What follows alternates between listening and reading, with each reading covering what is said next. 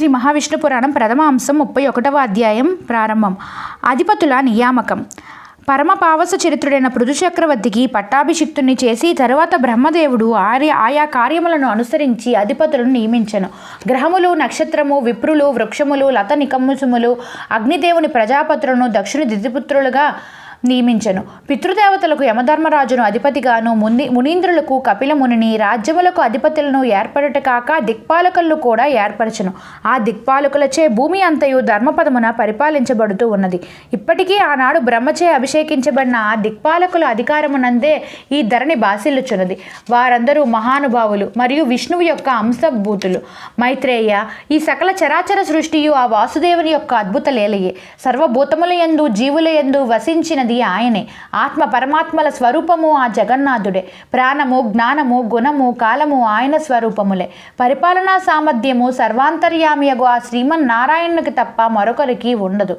ఈ విధముగా సృష్టి, స్థితి, లయలకు జనార్దుడే కర్త. త్రిగుణ ప్రవృత్తిచే 3 విధములుగా 4 అంశములతో ఉండును. 4వ అంశ కాలము. కాలస్వరూపమంతయు ఆయన అద్భుత విలాసమే.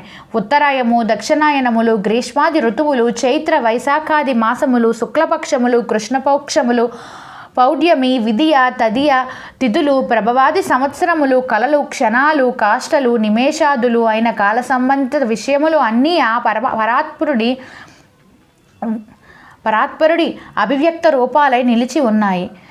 యోగులకు ముక్తి కొరకై యోగశాస్త్రజన్యమైన ప్రాణాయాధిపతి సాధన విషయమే జ్ఞానము. అదియే మొదట భేదము. సర్వశక్తిమయుడు విష్ణువు బ్రహ్మ యొక్క పరస్వరూపము. యోగులు యోగారంభమున ఆ మూర్త రూపమున ధ్యానింతురు. మనస్సు ఏకాగ్రం కాగా యోగులకు ఆ రూపదర్శనం సమాధి పర్యంతరము అయినది. శ్రీ లక్ష్మీ వల్లభుడు భూషణాస్త్ర స్వరూపము గల పురుష ప్రకృతి రూపముగు జగత్తును భరించున్నాడు. మైత్రేయుడు ఇట్లు ప్రశ్నించేది. పరాశరుడు, భూషణాస్త్ర స్వరూపము ఉన్న ఈ జగత్తును విష్ణువు భరించుట అదెట్లు, దాన్ని వివరముగా తెలుపమని కోరెను. పరాశరుడు ఇట్లు సెలవిచ్చెను. సమర్థుడు అప్రమేయుడు అగు విష్ణుదేవునకు నమస్కరించి, విష్ణునిచే నాకు తెలుపబడిన దానిని నీకు తెలియజేయుదును. భగవానుడు శ్రీ మహావిష్ణువు వక్షస్థలమునందు కౌస్తుభమని రూపమున ఈ జగత్తు యొక్క స్వచ్ఛమగు రూపమును ధరించారు. శ్రీవత్స రూపములో ఉన్న ప్రధానమును ధరించుచున్నారు. బుద్ధి అనబడు మహత్యము గల రూపమును ఉన్నది. శంఖ రూపములో భూతములకు ఆదిభూతమగు తామసారంకమును ధరించి ఉన్నారు.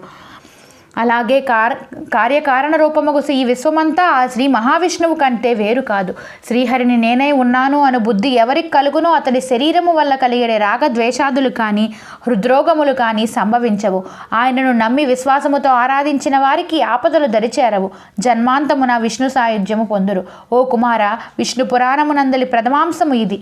ఈ పురాణమును భక్తి శ్రద్ధలతో పఠించిన, శ్రవణమును చేసిన, కార్తీక మాసమునందు విష్ణు వ్రతమును 12 సంవత్సరములు ఆచరించి పుష్కర క్షేత్రమునందు పుష్కరిణిలో తీర్థస్నానం చేసిన వచ్చే మహాఫలం లభించును అని పరాశర మునీంద్రుడు విష్ణు పురాణంలో ప్రథమ అంశమును ముగించరు. ప్రథమ అంశం విష్ణు పురాణంలో సంపూర్ణం. నా వీడియో మీకు నచ్చినట్లయితే నా ఛానల్ని సబ్స్క్రైబ్ చేసుకోండి. నా వీడియోని లైక్ చేయండి, షేర్ చేయండి.